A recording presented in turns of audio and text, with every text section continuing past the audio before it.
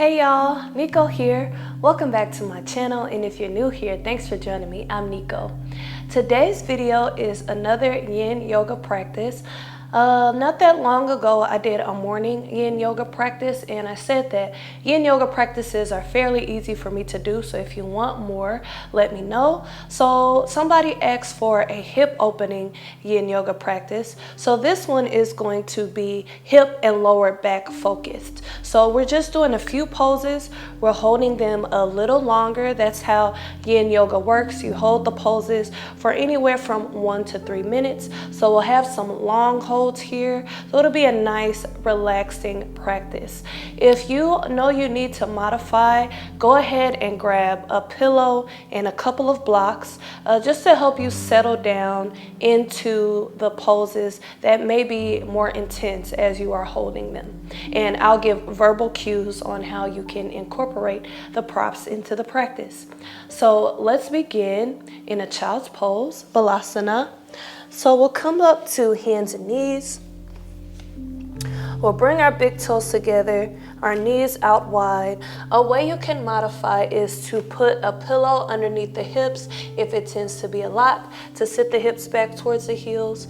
You can also keep your hips lifted in your Balasana, or you can bring a bolster underneath your belly or a big fluffy pillow underneath your belly if you have one. So big toes together, knees out wide. We start to float the hips back towards the heels. Our arms extend out in front. Take an inhale, let that spine be long. Exhale, lower down. Let your chest melt in between the knees. Let your forehead come down to the ground. And we'll hold here. Taking nice deep breaths. Allowing our body to settle further with each breath.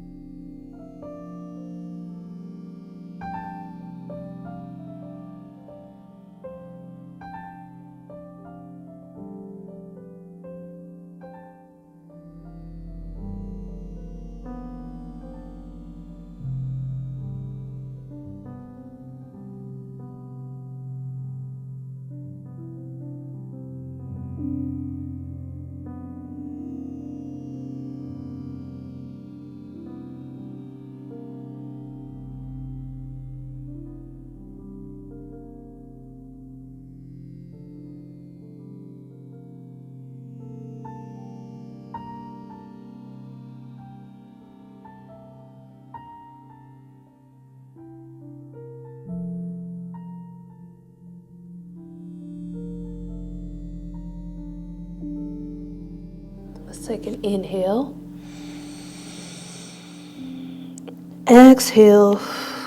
We'll float our body forward and come down to our belly for a Sphinx pose.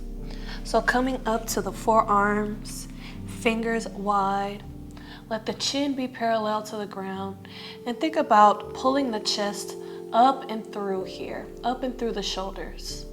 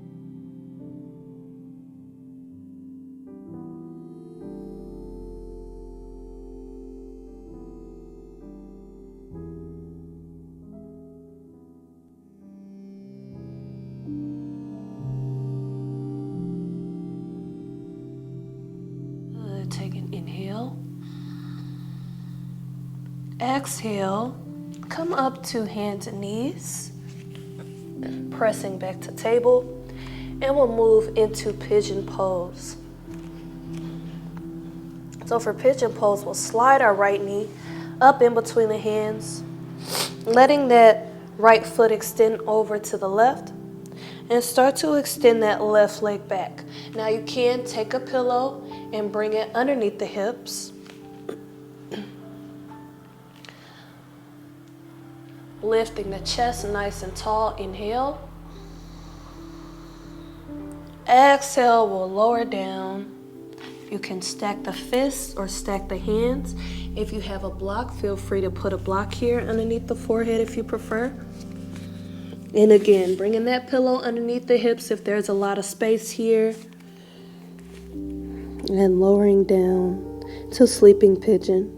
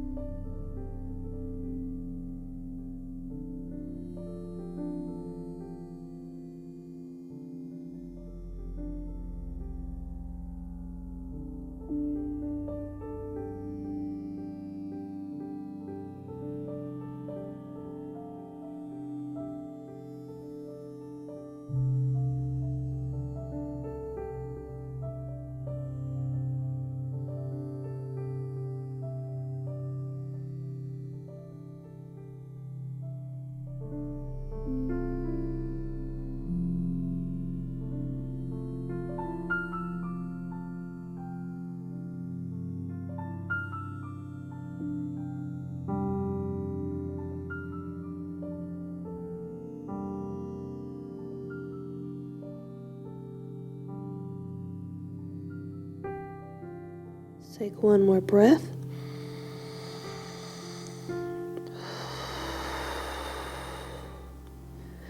Gently come out of our pigeon pose. You can come up on the hands, roll into the side of the hip, swing that left knee around and come back up to table, or however you can get there safely is fine. And then we'll scoot the knee up, left knee up in between the hands, left foot extends over to the right. Start to extend that right leg back. Again, bring that pillow underneath the hips if you need some support here. You can also modify with upside down pigeon. Then we'll stack our hands, lower the forehead down for a sleeping pigeon.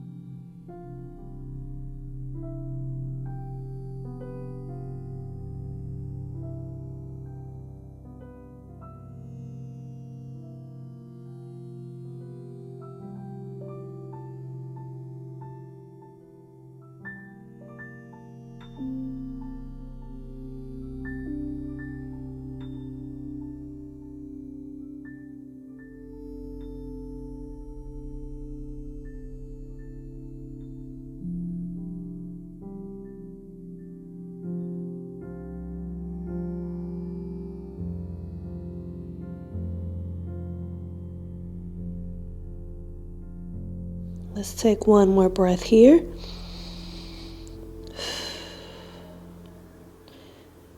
And gently come out of the pose.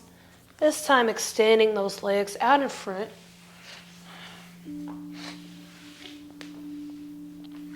Sitting nice and tall, making sure we're on those sit bones. Press the heels away and then flex the feet back towards the face. Sweep the arms up. Inhale, tall, straight back. Exhale, let the hands fall down on either side of the legs and start to walk the hands forward just until you feel a stretch in the back of the legs and that lower back. If you like, you can place a block in between your legs and let your forehead rest on the block. Or we'll just hold here in our seated bend.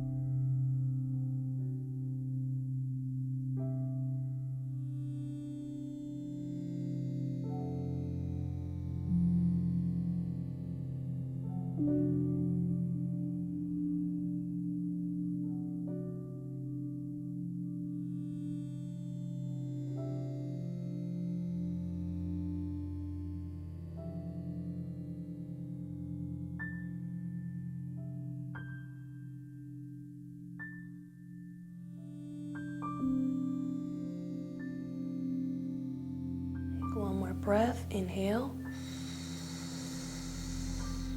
Exhale, roll back up to a seat. Bend those knees, bring the feet flat, and we'll make our way down to our back, scooting the hips close to the heels, melting down to our back. Hug the knees into the chest for a moment, rocking side to side.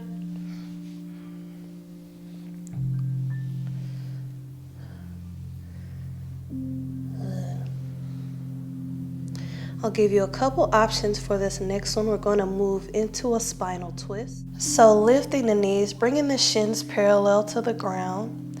Our arms will come out wide, and you can let both knees fall over to the right.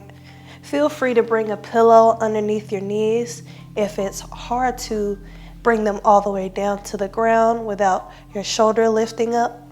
Go ahead and bring a pillow underneath here. But if you feel comfortable, you can take the left leg, cross it over the right, and then let both knees fall over to the right.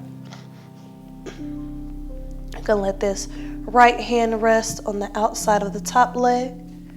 Gaze can be straight up to the ceiling or over to the left. And we'll hold here.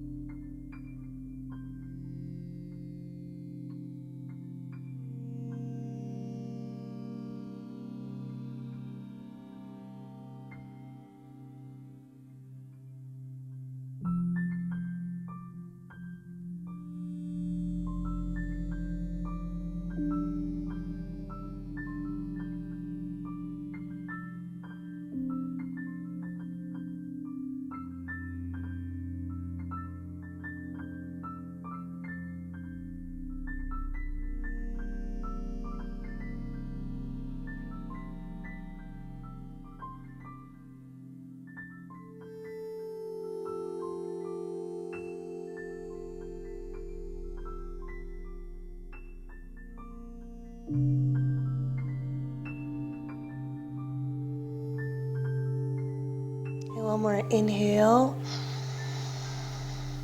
Exhale, bring those legs back up with the shins parallel to the floor. And for this other side, you can do the same thing. Either let both knees fall over to the left or cross the right leg on top of the left and then let the knees fall over. Remember, you can use a pillow underneath the knees if you need to. Gaze can be straight up to the ceiling or over to the right.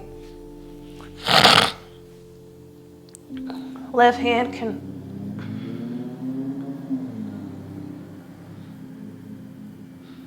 Your left hand can rest on that top leg if you like.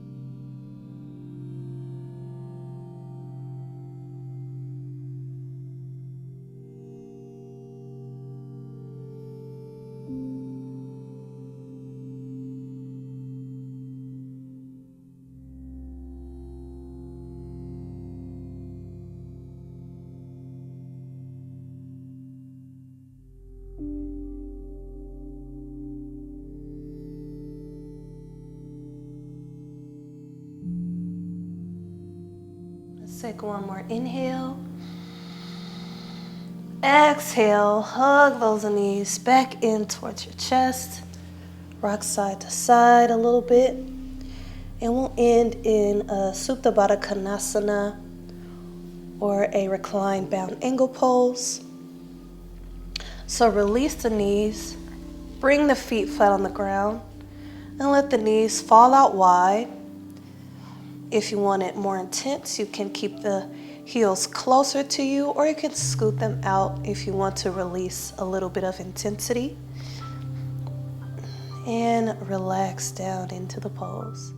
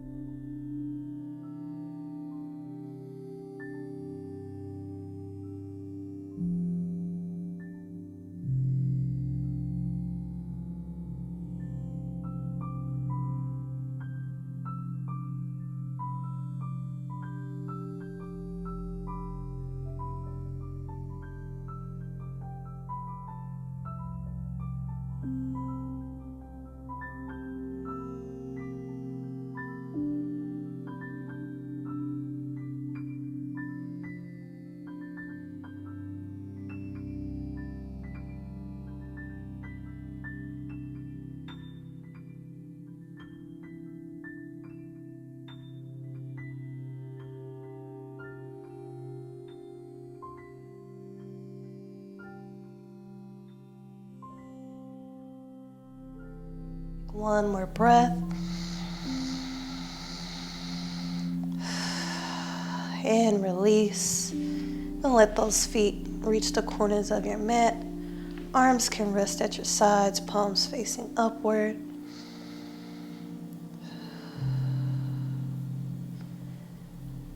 And if you would like to move into a Savasana, you can turn this video off now. And I'll also just leave a few minutes of silence here so that you can rest down to complete your practice. Thank you for watching, and I'll see you next time. Peace and love.